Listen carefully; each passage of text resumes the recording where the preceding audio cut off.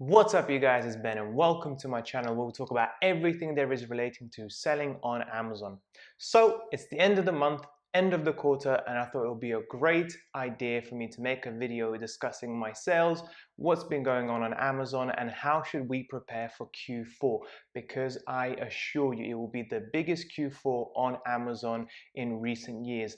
Coupled with the fact that we are still on COVID lockdown partially, the sales in Q4 are going to be tremendous. So we're going to cover all of that in today's video. So what has happened on Amazon, especially for me in this last month? Well, there's been some negative news. The first things first is that I have been blocked effectively or asked to provide more product compliance information for 3 of my products in the toys category. Now, as you can see from the screenshot below, or my screen below, is that one of the products have already been approved, the other one has been declined, and one more has been under review. So the approved one, pretty much sorted. The declined one, I'm going to have to reapply and provide more information, and then we'll see what happens with the one that is under review.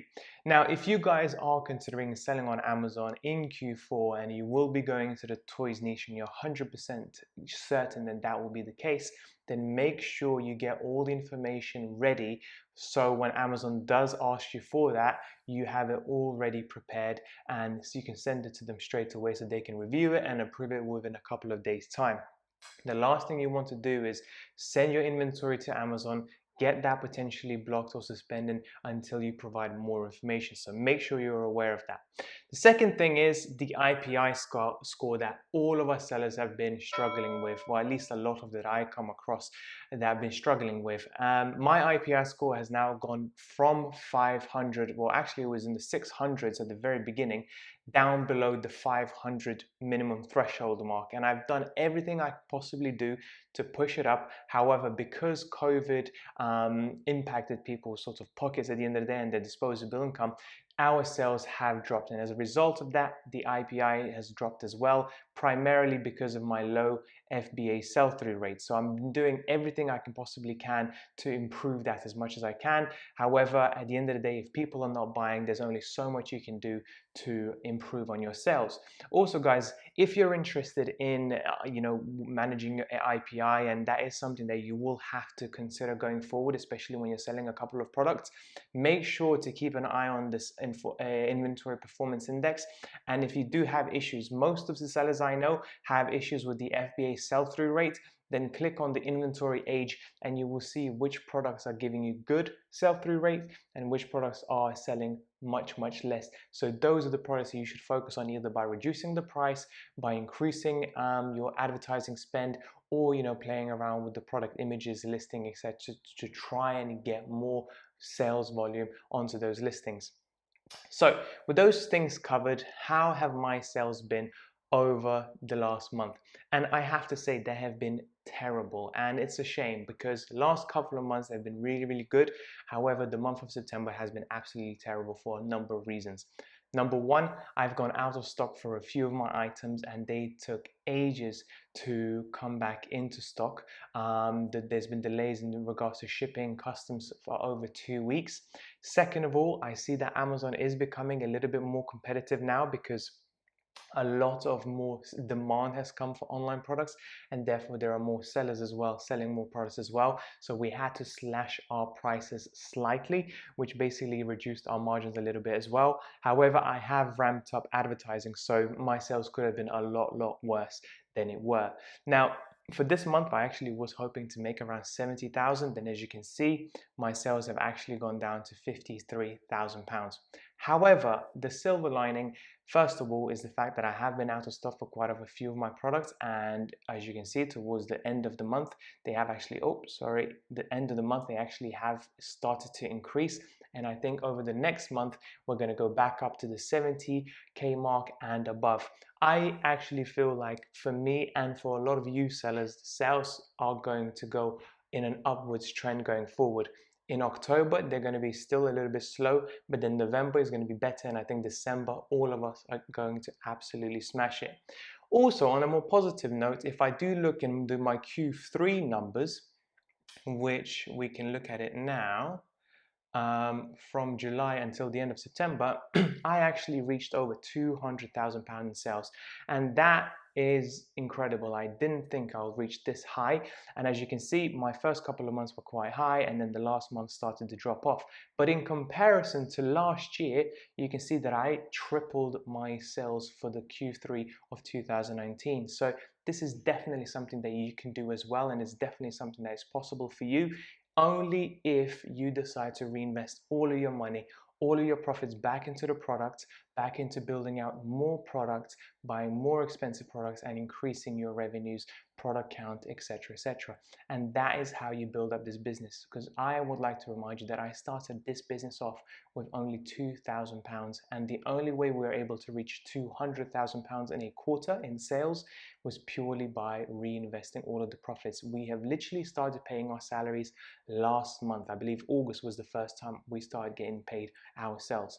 And also on a very, very positive note, and we're going to celebrate me and Sarah this particular thing effectively, is the fact that we are really, really close of approaching our target for the year in 3 quarters. Okay, so basically we wanted to reach 500,000, £500,000 in sales in this year, which we actually thought would be quite difficult to achieve, and we managed to do it in 3 quarters, which we're really, really excited about.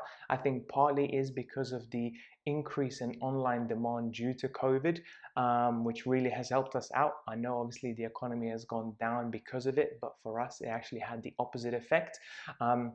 In terms of the market, some of our sellers who are well prepared for COVID and has got a very wide, this diverse set of products were able to benefit from it quite well. However, others who only niche in one area, such as travel or something else, that have been hit really hard, they have seen their sales drop down tremendously. So make sure when you are selling on Amazon, pick products that are in different niches, okay? So you don't just focus on one niche, whether it's travel, whether it's toys, whether it's kitchen, whether it's beauty.